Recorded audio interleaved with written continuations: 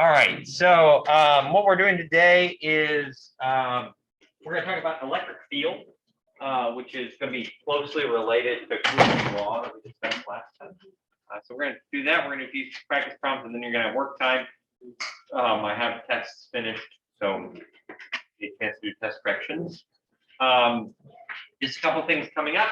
First of all, don't forget to be working on your final exam review. Remember, that's required for everyone to do the review, and that's due on exam day. But there's that list of extra things you can do to get bonus points. So remember, you can get up to 5 bonus points, which on a 50-question test, 5 bonus points is 10% of a bonus added to your final exam. So you might have questions about that. And of course, during work time, if you want to go over any of this, I'm happy to do that. Other things to remember: test corrections. Like I said, we're going to do those today. But test corrections and any makeup work that you have, I want that by next Friday. I don't want to be entering any grades other than the final exam and the review on final week. So all makeup work and test corrections are due next Friday. At this point, you can do all of chapter 16 on the syllabus. After today, you'll be able to do all of chapter 16 on the syllabus. So that should be done by Tuesday. Okay. Okay. All right. Go ahead and get out your notes.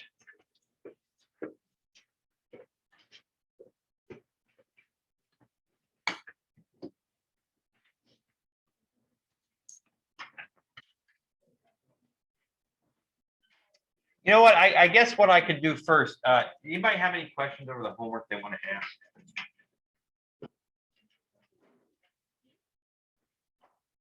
You're doing okay with that? I think I pointed out to you about E, right? E stands for the charge of 1 electron. I gave you what that was. It's on the back of your the front page of your syllabus. I think it's 1.610 of the unit. Everyone's a fan of homework.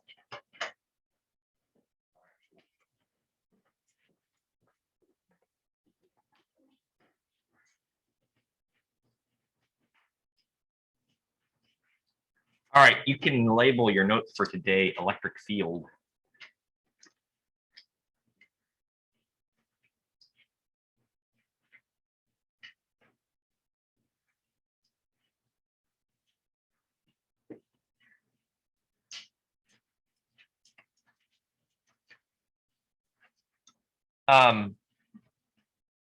So the electric field, so what we've talked about so far is we've talked about the electric force, or with Coulomb's law, right? We said the electric force was K Q1 Q2 divided by R squared.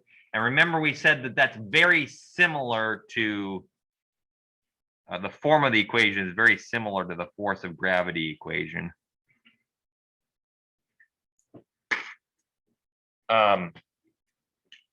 Now, there's one problem. So both of these equations have conceptual difficulties with them. And so I'm going to start with gravity because we're maybe more familiar with gravity. So when Isaac Newton came up with the law of universal gravity, one of the big pushbacks he got was, why does it happen, right? The name for both these forces, sometimes we call them action at a distance forces. They're action at a distance forces because if you got gravity, right, the Earth and the Moon are attracting each other. But why? What is what's mediating that attraction, right? And the same thing, you got a positive and a negative charge. They're attracting each other. Why? Like there's no like they're not next to each other, or they're not touching each other. How can they get a force to go between them? And so even in Newton's time, Newton himself had questions about what does it mean that there's this action at a distance? Later on, when Einstein was talking about the theory of relativity, he referred to things like this as the word he uses, spooky action at a distance. the idea of like, what is this? We're not used to there being two things that just affect each other without being in contact with each other in some way.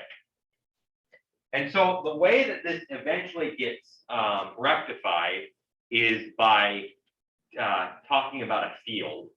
And so we say that like the force of gravity is mediated through a gravitational field. The force of the electric force is mediated through an electric field. But I want to, and even though we haven't used this term, we've actually seen this before with gravity. So I want to start with gravity. I don't know if you remember this, but when we were doing gravity, because we've got two equations for gravity, right? We have this one that's the universal law of gravity, and we have this one that's kind of works on Earth, right? I don't know if you remember, we used to set this one equal to this one so that we could get an expression for G on another planet. Remember how we did this? So what we did kind of was we said that, okay, this unit, right, G m1 over r squared, we kind of rolled that up into little g, right? And we said that on any planet, if you know the mass of the planet and you know the radius of the planet, you can get little g, right? And then we said that these two equations are the same, right? They would give the same answer, okay? So what we're going to do is we're going to do something very similar. We're going to define an electric field where we're going to say that the electric field is Q times the symbol for electric field is E, right? And what we're basically saying is that E is all of this stuff gathered together.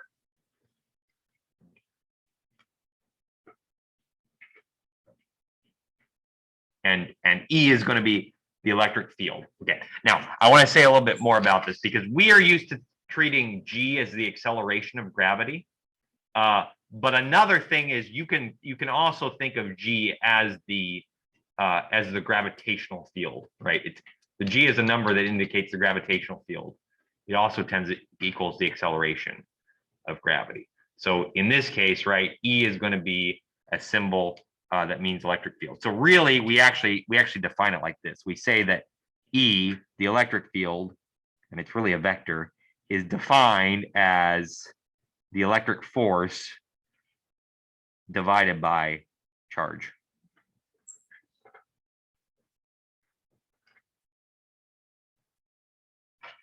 And can you guess what the units are going to be?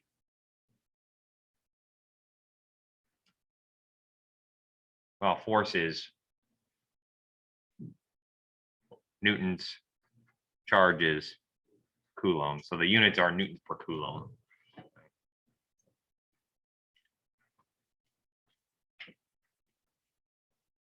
So that's this definition, but what does it mean? What we're going to say now is that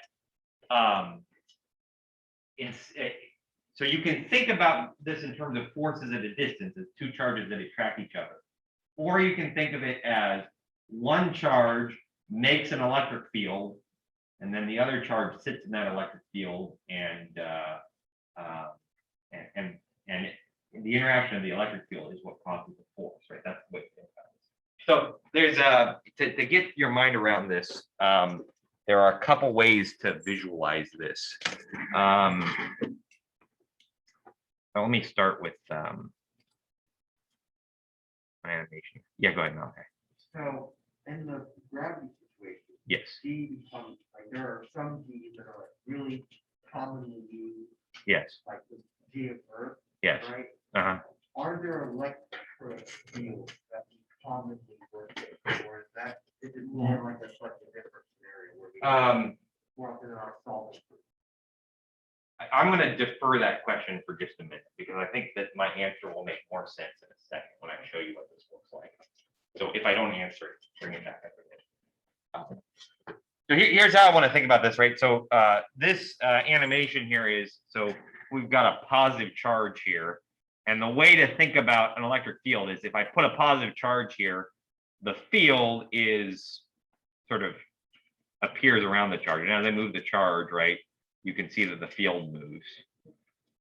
So the idea is that the field is a property of the space, right?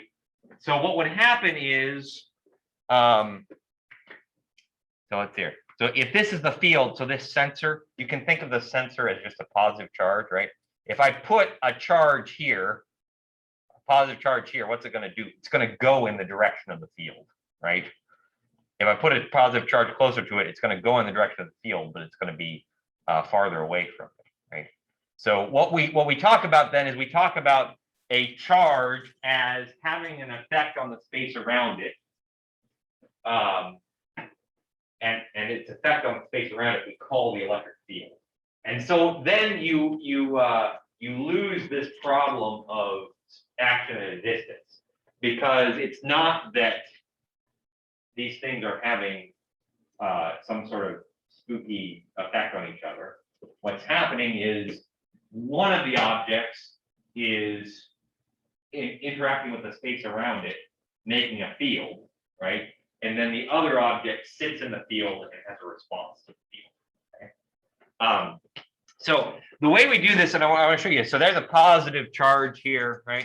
So this is what a positive charge looks like in the field. And again, you can notice, I like the way that this animation shows it, because you can see that the field is a property of the space, not the charge, right? The field's not connected to the charge. The charge is interacting with the space to make a field, right?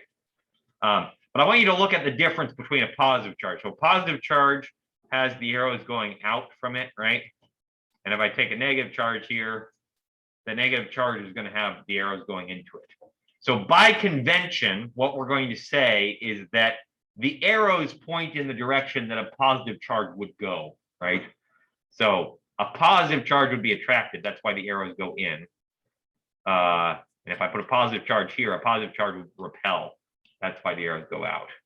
But then you could also have a situation where maybe you have more than one charge, and here you've got charges like the field is repelling from the positive and attracted to the negative.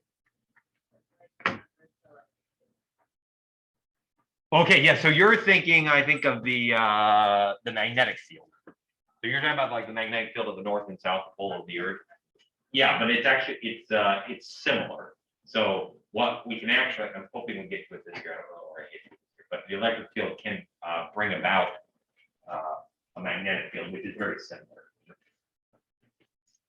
Okay, now we usually draw this. So this is an animation, but I want to show you how we draw it. So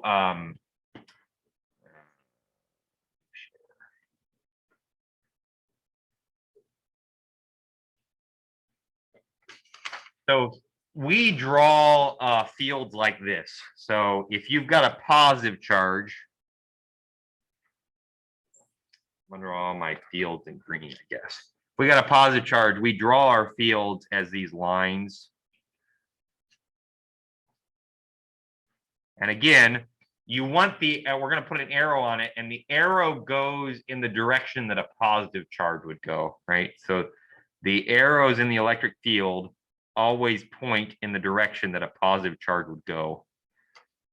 So you might write that down to remind yourself. So fields point in the direction of the positive charge, in the direction a positive charge would go.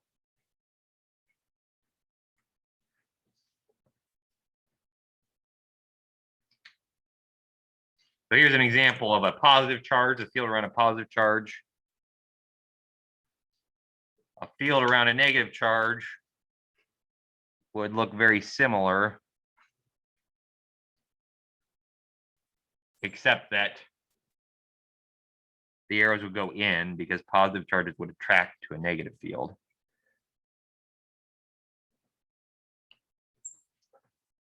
And then you can have things, so there's something that maybe if you've had chemistry, a lot of times they talk about dipoles in chemistry. So like you can have a dipole, a chemical dipole, but a dipole from a physics sense, all that means is that you've got a positive and a negative next to each other. And if we draw the field lines around it, it's going to look something like this.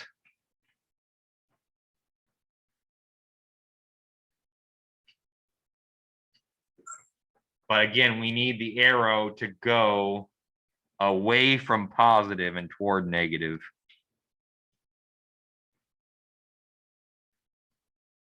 Away from positive and toward negative.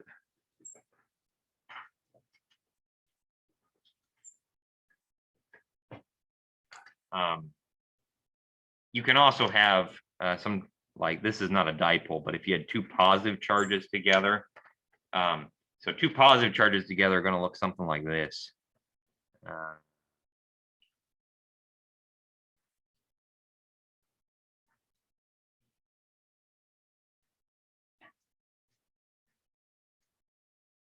Something like this. And again, all the arrows are pointing away.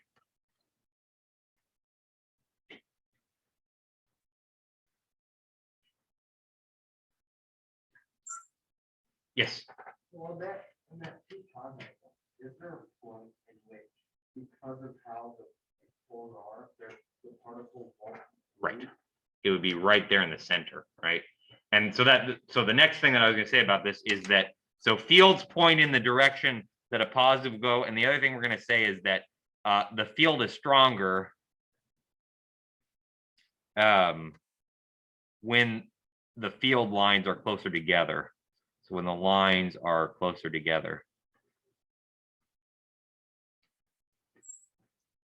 So the idea here is, right, where the most electric field is right between these two, because those lines are closest together.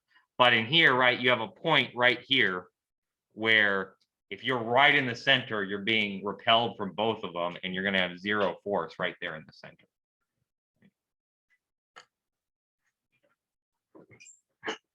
Okay, now here's, I think, Malachi, to your question. So the question is, do we ever have, like, we have G is 9.8 on Earth. The reason we say G is 9.8 on Earth is because if I were to draw this time the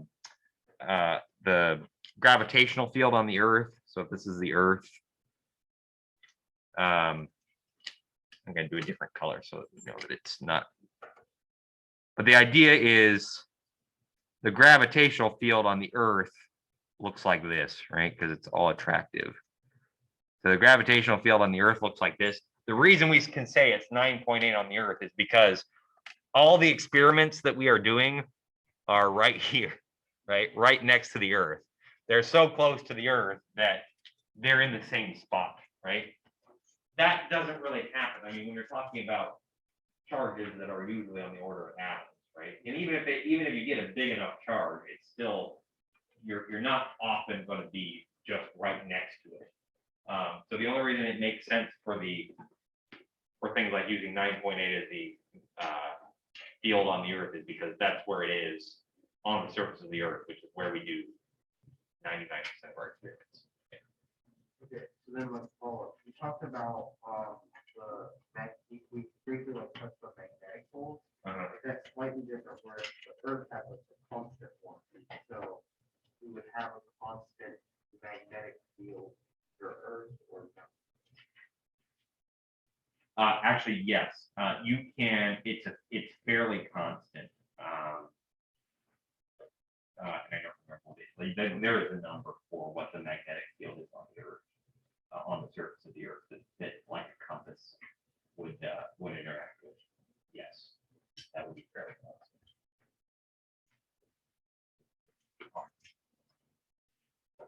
I hope you see at this point, right? So again, it's and I'll show you kind of how this works mathematically here in a second.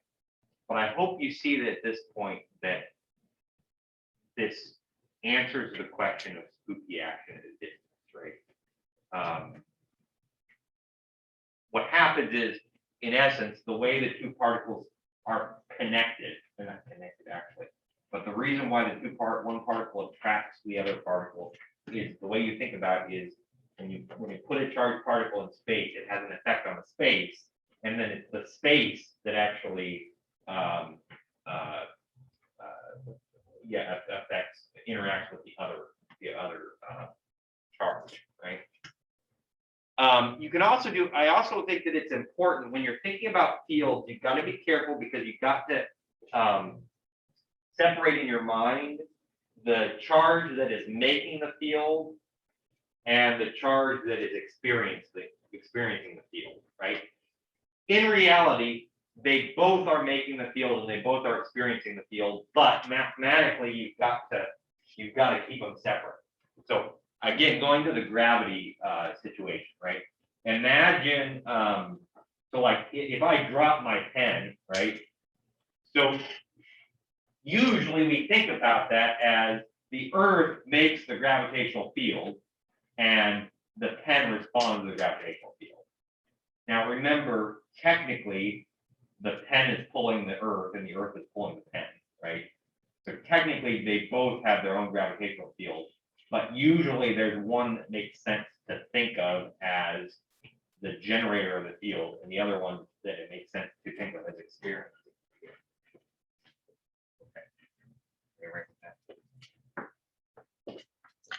To make some more sense out of this, let me hand out some practice problems to get our mind around this.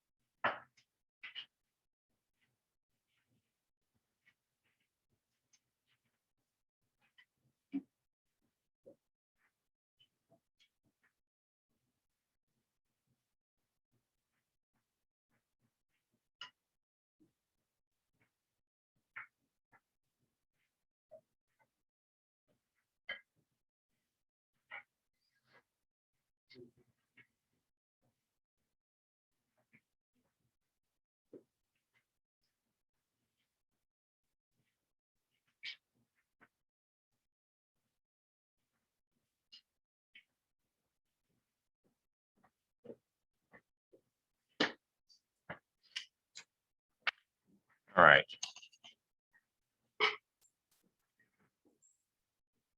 So we have an electron sitting in an electric field that points left and has a magnitude of 5.2 newtons per coulomb.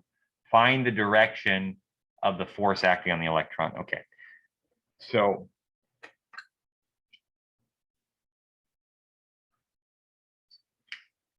the way I want to think about this, right, is we have so there's an electric field that's pointing to the left. So I'm going to draw that. So an electric field that's pointing to the left is kind of like this, right?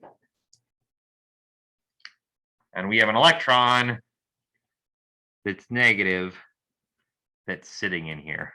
Okay, so this electric field is 5.2 newtons per coulomb. And this charge here, right? The charge of the electron, what is it?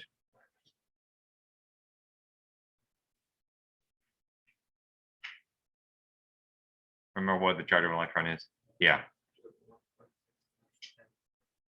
Yeah, this is the number that I gave you on your syllabus, right? So an electron is a charge of E, so we could say it's the charge is negative 1.6 times 10⁻19 coulombs, right? Okay. The question is, what's the force? Yeah.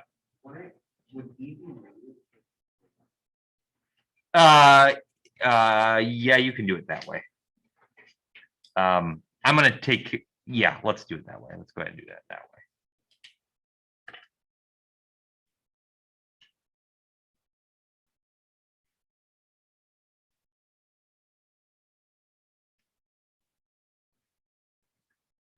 Here's our equation, right? This is really easy, right?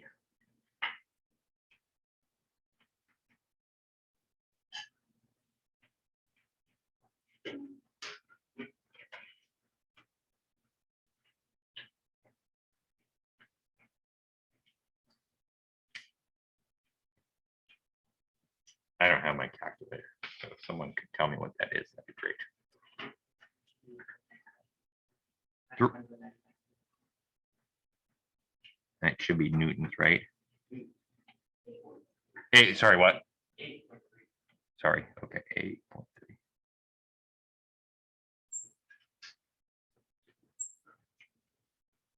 Now, to be clear, and Malachi kind of had to take care of us for a second, but which way is this going to go? What's the direction?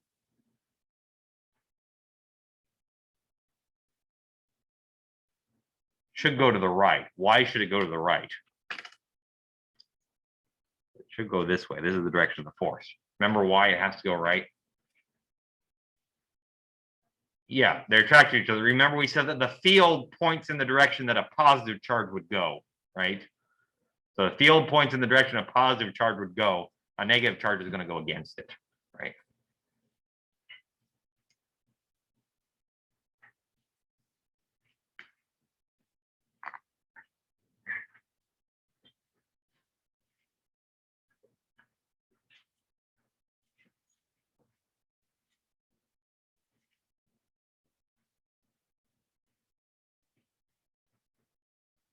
With that one.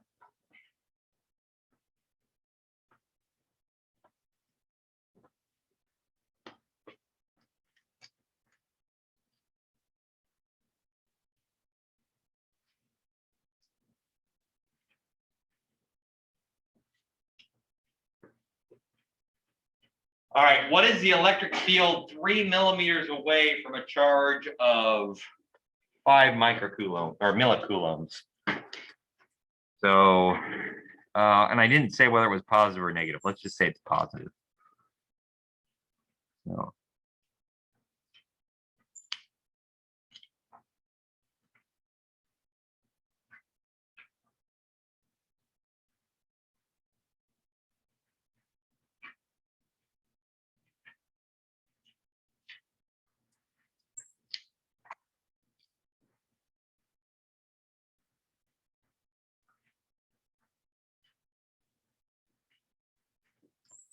so I want to know what the charge is 3 millimeters from this, or what the field is, right?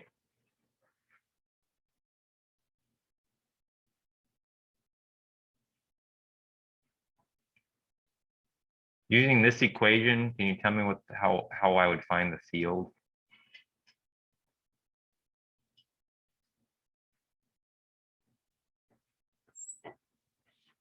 Yeah. Yeah, we said that the electric field is just this part, but you can think about it as if you plug in K Q1 Q2 over R squared here and divide by Q, it just cancels out one of the Q's. So the electric field is just going to be K Q divided by R squared.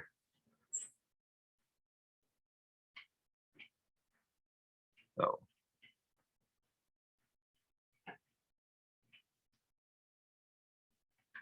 how many coulombs is 5 millicoulombs? Like a millimeter.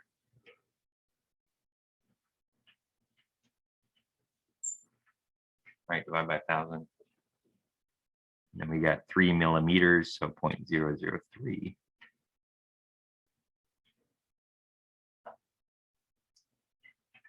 Hi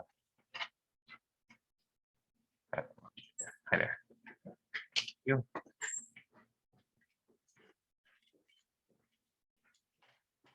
right, put the wrong unit for the K we use for.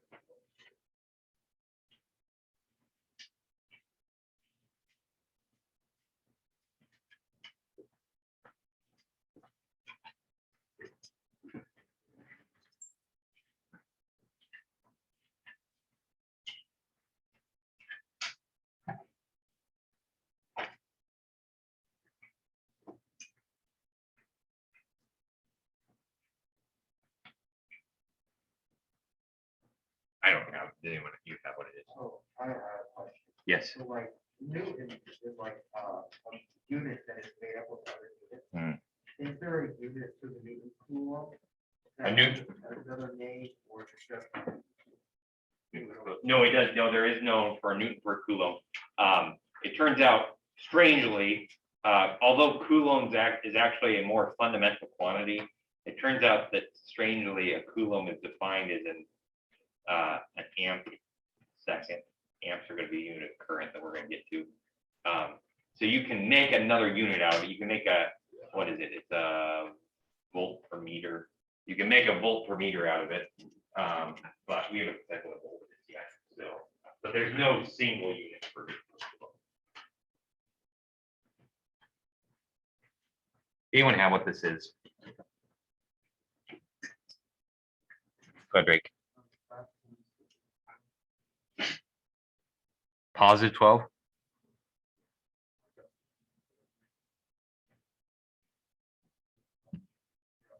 Is it positive? Okay, so.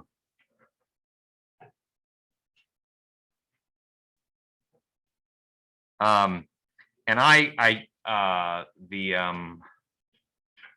the question's ambiguous about whether it wants the vector or the magnitude. But I would, if we just to be complete, I could say it's that. And if it's a positive charge, it's going to be away from the charge is the direction.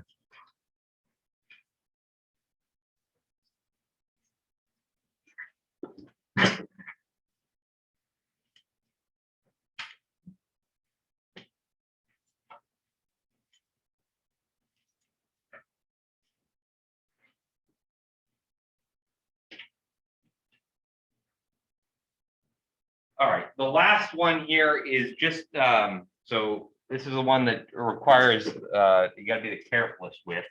But this last one is dealing with kind of like how we had, remember when we did 3 charges with Coulomb's law last class? So here we're going to do 2 charges and find the electric field.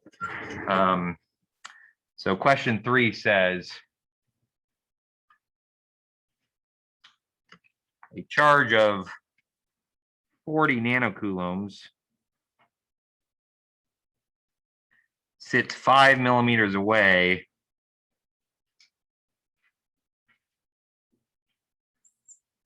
from a charge of negative 50 nanocoulombs.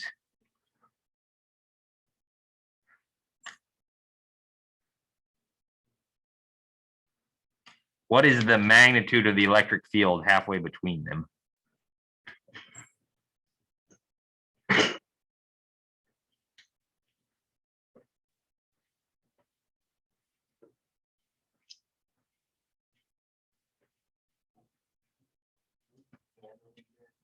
Nano is 10 to the negative 9.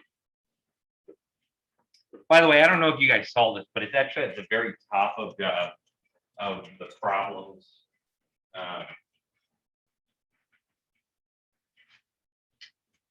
When you're doing your homework, if you forget, it actually has them all right here at the top. So if you're doing your homework and you forget what the symbol is, it's got it on there.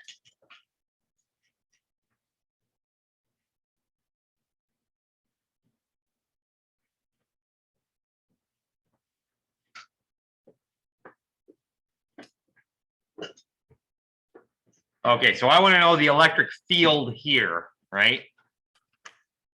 So the idea is, again, we got to treat this like there's 2 different objects here, right? So if I just give these names, I'm going to call that one Q1, and I'm going to call this one Q2, right? The total electric field here is some combination of E1 and E2.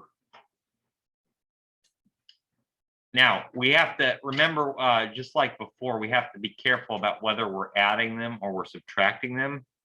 So let's think about Q1. From Q1, will the electric field go left or right? Right, it'll go away from Q1. So this is E1 would point this way, right? What's going to be the field from this one? Well, it's also to the right because a positive charge would get attracted. So E2 is also this way, right? And again, this is part of a bigger set of electric field lines, but I just kind of want to show you that In this case, they're both going to be going in the same direction, right? So we're going to add them. So we've got something like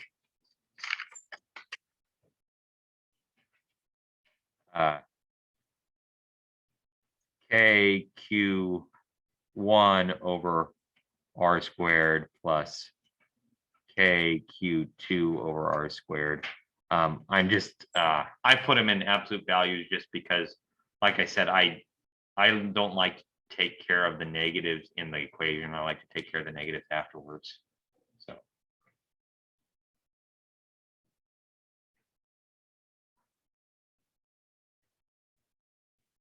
And these R's are going to be what?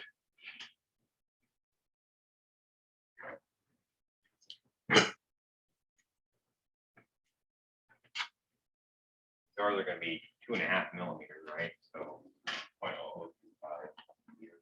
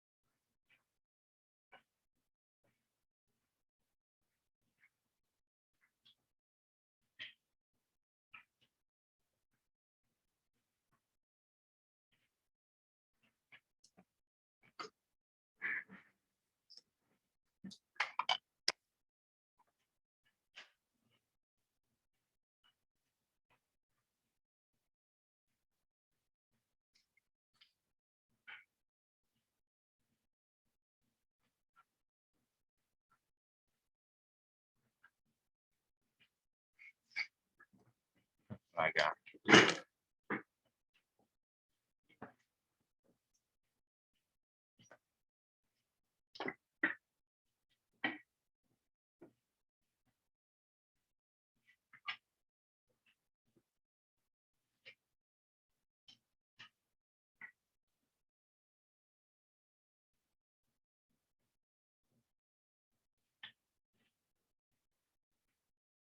Interestingly, I want to point out something. Let's say, I don't want to actually solve it out, but let's say that I asked about the electric field out here, right? If I asked for the electric field out here, which way would E1 point? E1 from here is going to repel. So E1 would go this way. And it's going to be smaller because it's farther away. Where would E2 point? E2 is going to point left because E2, so Q2 is negative, so it's going to attract. So if I were finding the electric field here, right, my total electric field would actually be E2 minus E1.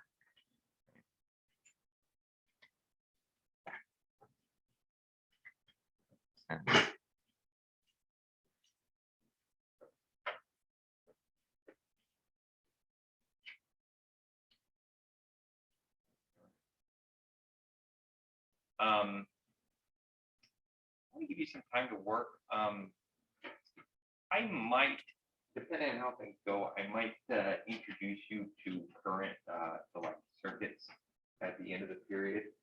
But I'm going to at least give you till 9:05, and then I'll play by ear then. If I want to go on. But things you can work on, right? Syllabus, test corrections, and I'll hand out your paper test if you want to see it. Review pack, those are things you can be working with. Do you know the point that how to do the E1 on the builder? Or we just do it? You don't know.